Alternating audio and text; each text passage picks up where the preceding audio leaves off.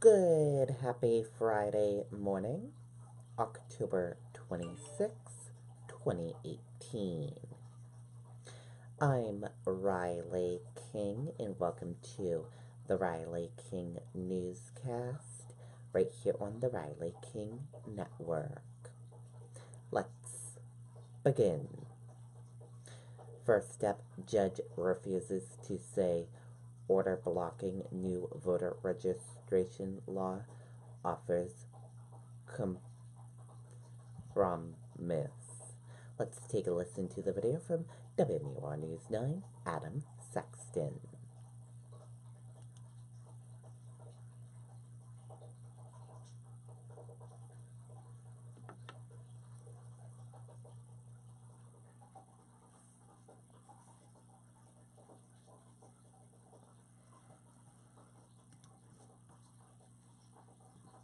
Out the door when it matters most. For more than a decade, he's been right there, everywhere. And when American jobs are on the line, he leads the charge. ABC's World News Tonight with David Muir is America's most watched newscast, and we thank you.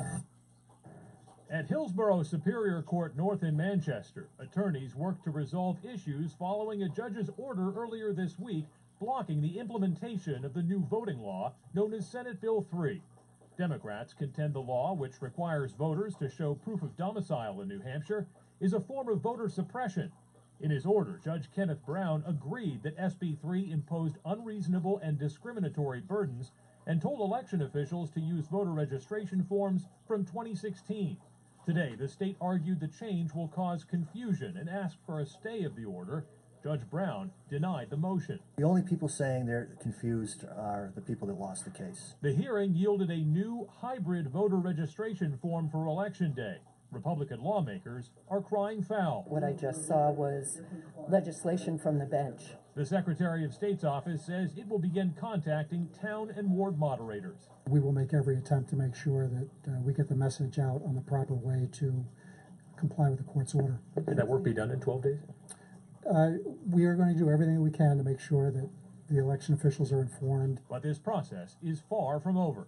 The Superior Court was ordered to provide a copy of whatever order it issues here today to the Supreme Court as soon as possible.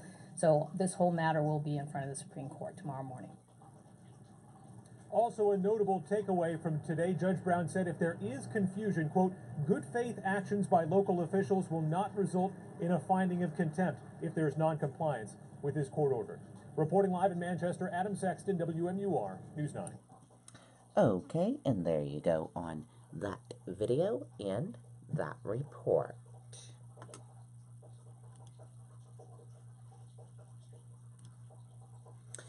Mass AG has serious concerns about Columbia gas restoration.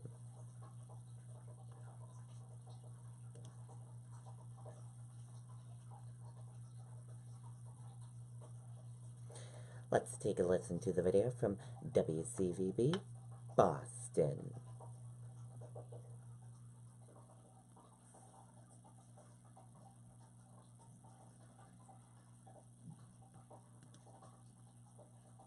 Visit Hingham Lumber for all your home improvement needs. Family owned and operated since 1947. Get expert advice for any project, however large or small. For quality products and friendly, knowledgeable staff, think Hingham Lumber. Click here for more.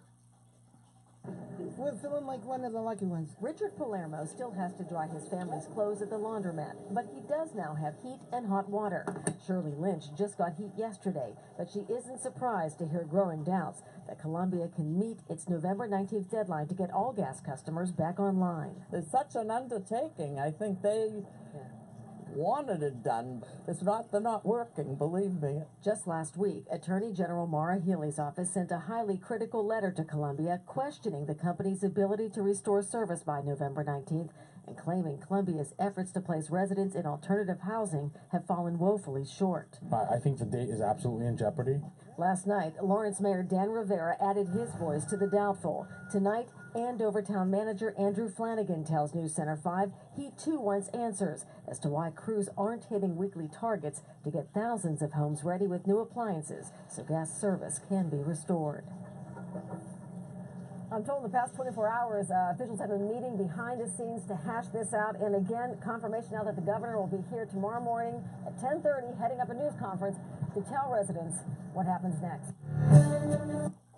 Okay, and there you go on that video and that report.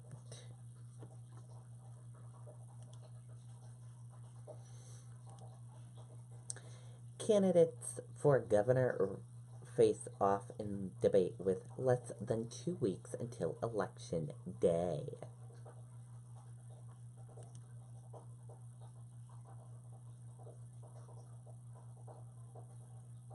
Let's watch part of the video.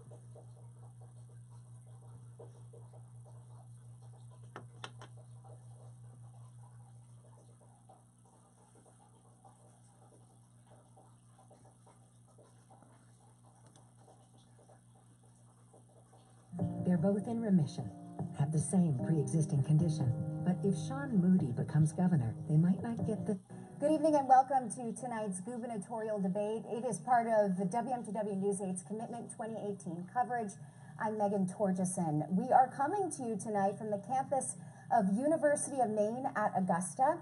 This debate is broadcasting statewide thanks to our partnerships with WABI TV5 in Bangor and WAGM in Presque Isle. We will ask the audience to please refrain from applause, except for now, as we introduce the candidates hoping to be Maine's next governor. Independent Alan Caron,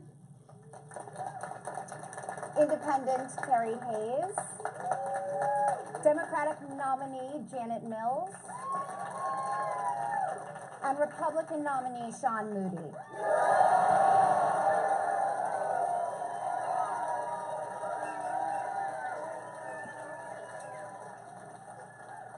Our questions tonight will be answered, or asked rather, by our editorial panel. WMTW News 8 political reporter Paul Merrill to my right. WABI TV5 Assistant News Director John Small. And WAGM reporter Katie Zarilli. Okay, and those are the governors that you saw. If you want to watch that full video, we will have a link for you on the Riley King Network Facebook page. The 4 candidates running to be next governor of Maine squared off in a debate on Thursday night. Independent Alan Caron and Terry Haynes, Democratic Janet Mills, and Republican Sean Moody are looking to replace Governor Paul LePage in the Blaine House. You can watch the full debate on the link we will share with you on the Riley King Network Facebook page.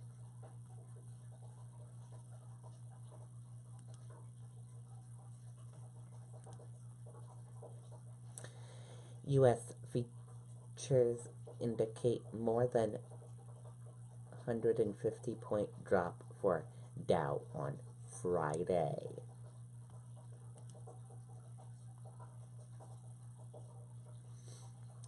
U.S. features pointed to a significant lower open for Wall Street's major stock indexes on Friday.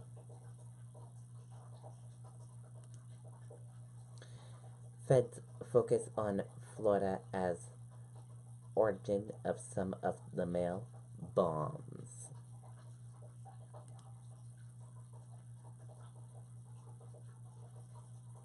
Let's take a listen to the video from ABC News. Pixel. No spoilers, man. Now buy one Google Pixel 3 and get one on us. The phone you want, the unlimited plan you need, on the network you deserve. Tonight, a nationwide investigation and manhunt underway. I can say with certainty that we will identify and arrest a person or people responsible for these acts. Make no mistake, in search of the bomb maker and those who may have mailed them. 10 separate packages containing suspected explosive devices, all addressed to prominent critics of President Trump, from New York to Los Angeles, Florida to Washington, D.C. and Delaware. It's absolutely terrorism because it's an effort to use violence to make a political impact. That's the definition of terrorism. Law enforcement now chasing leads in southern Florida, where officials suspect some of the potential bombs may have originated. They're not going to move too fast because they want to make sure they cover all their bases. So this could take a longer time than normal. That's something that will not be good for the public, especially in light of the fact that there is an election coming up in 12 days. And everybody wants to know who did this. Early this morning in New York City. Okay, and there you go on some of that video. If you want to watch the whole video, we will share the link with you on the Riley King Network Facebook page.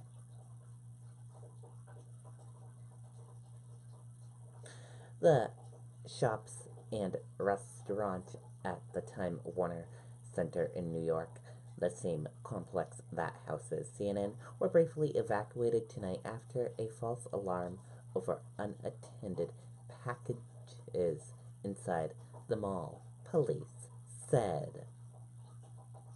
Federal investigators chasing leads, pointing them to South Florida as a suspected origin of some of the 10 mail bombs sent to proponent Democrats and other public figures, sources said. Nationwide investigation is underway. All 10 explosive devices went through the U.S. postal system, sources said Thursday.